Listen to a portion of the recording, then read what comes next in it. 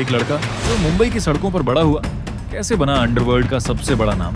डर, पैसा, धोखा और खून से लिखी गई ये कहानी सिर्फ एक गैंगस्टर की नहीं, बल्कि उस अंधेरे की है जिसमें पूरा शहर जलता रहा। दाऊद इब्राहिम।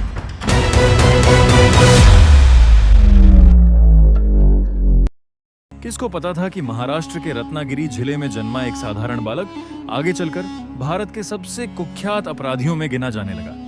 ये कहानी दाऊद इब्राहिम की है, एक ऐसे व्यक्ति की जिसका बचपन मुंबई के डोंगरी इलाके की तंग गलियों में बीता। डोंगरी उस दौर में सिर्फ भीड़-भाड़ वाला इलाका नहीं था, बल्कि तस्करी, छोटे अपराधों और उभरते गैंग नेटवर्क का केंद्र बनता जा रहा था। उसके पिता इब्राहिम कासकर मुंबई पुलिस में हेड कांस्टेबल थे। घर में अनुशासन था, लेकिन बाहर की दुनिया अपराध, लालच और तेज पैसे के आकर्षण से भरी हुई थी। यही वह माहौल था जिसने उसके जीवन की दिशा बदलनी शुरू की। धीरे धीरे छोटे अपराध, चोरी और स्थानीय गैंग गतिविधियों से उसका नाम जुड़ने लगा। मुंबई की गलियों में उसने समझ लिया कि डर और नेटवर्क साथ हों तो प्रभाव तेजी से बढ़ता है। पुराने अंडरवर्ल्ड सरगनाओं जैसे हाजी मस्तान और करीम लाला के प्रभाव के कमजोर पड़ने के बाद एक नया शक्ति केंद्र उभर रहा था। इसी दौर में डी कंपनी नाम से उसका संगठित नेटवर्क खड़ा हुआ।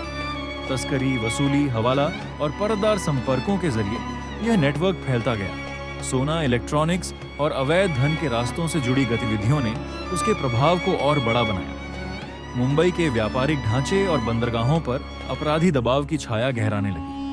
फिर गैंगवार का दौर आया।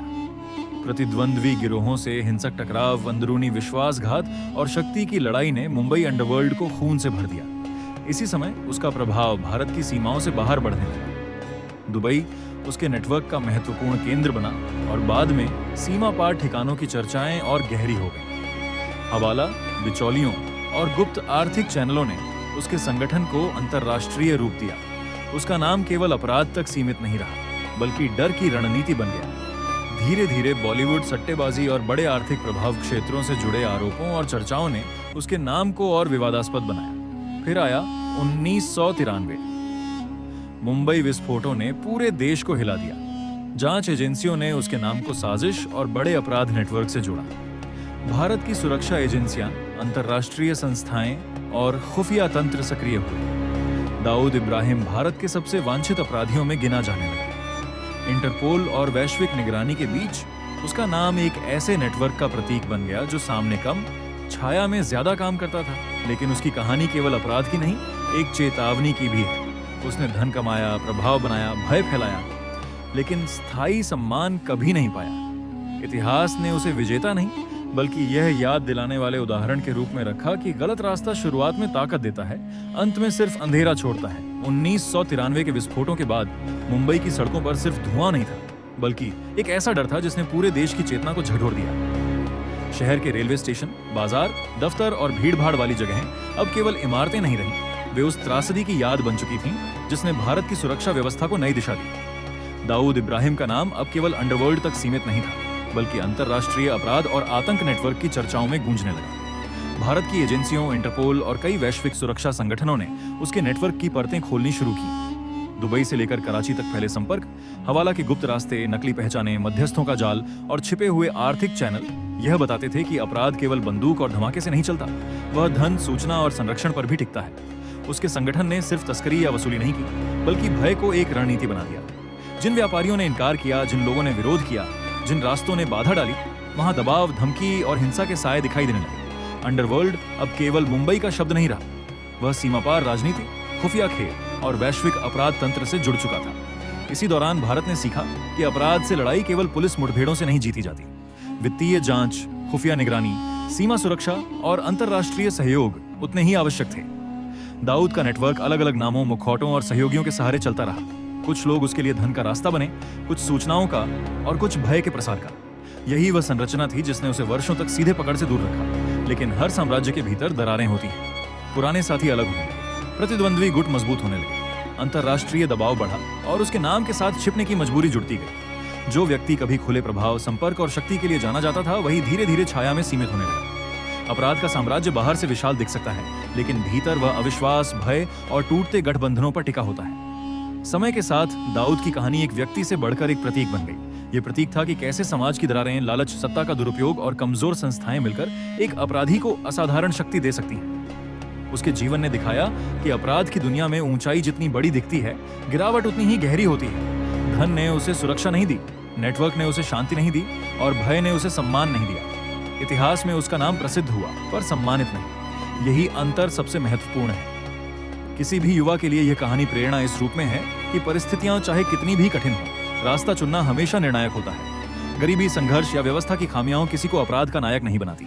सही दिशा, शिक्षा, धैर्य और वैध संघर्ष ही स्थायी शक्ति बनाते हैं। दाऊद इब्राहिम ने दुनिया को दिखाया कि भय से साम्राज्य खड़ा किया जा सकता है, लेकिन सम्मान, स्थिरता और विरासत केवल सत्य और व्यवस्था से बनती है। उसका नाम आज भी लिया जाता है, पर एक चेतावनी की तरह कि जब समाज देर से जागता है तब अंधेरा बहुत दूर तक फैल चुका होता है। सालों बीतते गए, लेकिन दाऊद इब्राहिम का नाम केवल भारत तक सीमित नहीं रहा।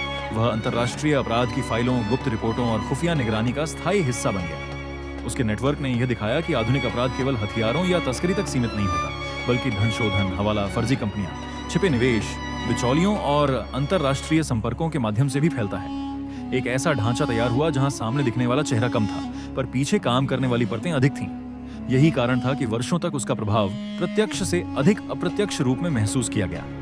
उसका नाम डर पैदा करता था, लेकिन उससे भी बड़ा डर उस व्यवस्था का था जो छाया में काम करती रही। भारत के सुरक्षा तंत्र ने भी इसी दौर में अपने तरीके बदले। खुफिया एजेंसियों का समन्वय बढ़ा, आर्थिक अपराधों पर निगरानी तेज हुई, अंतर्राष्ट्रीय सहयोग मजबूत हुआ और यह समझ विकसित हुई कि संगठित अपराध केवल पुलिस का विषय नहीं, बल्कि राष्ट्रीय सुरक्षा का प्रश्न है।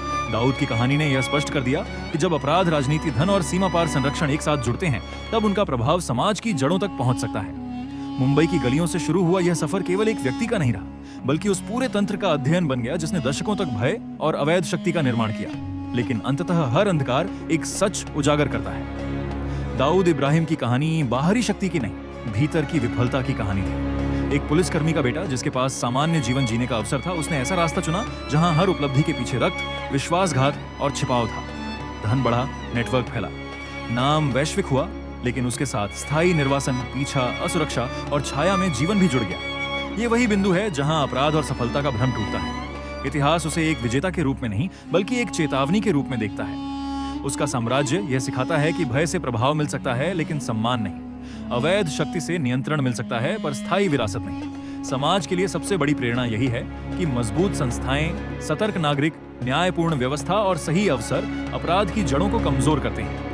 क्योंकि जब कोई एक दाऊद बनता है तो वह अकेले नहीं बनता, वह व्यवस्था की चूकों, लालच और मौन से बनता है। और जब समाज समय रहते जाग जाता है, तब सबसे बड़ा अंडरवर्ल्ड भी इतिहास के अंधेरे पन्नों में सिमट जाता है। एक साधारण जीवन से शुरू होकर अपराध के शिखर तक पहुंचना सफलता नहीं, विनाश का सबसे बड़ा उदाहरण था। शक्ति, धन और नेटवर्क ने उसे दुनिया के सबसे चर्चित अपराधियों में शामिल किया, लेकिन उसी ने उसे स्थायी भागदौड़, छिपाव और अंतर्राष्ट्रीय पीछा भी दिया। उसकी कहानी यह दिखाती है कि गलत रास्ता शुरुआत में अवसर जैसा लगता है, पर अंत में वह भय, रक्त और बर्बादी का वृत्त बन जाता है। समाज के लिए यह प्रेरणा इस अर्थ में है कि किसी भी व्यवस्था की मजबूती केवल हथियारों से नहीं, बल्कि न्याय, शिक्षा, सतर्कता और ईमानदार संस्थाओं से बनती है। यदि गरीबी, भ्रष्टाचार और अपराधी नेटवर्क को समय रहते रोका न जाए, तो वे शहरों और देशों की सुरक्षा को चुनौती दे सकते हैं।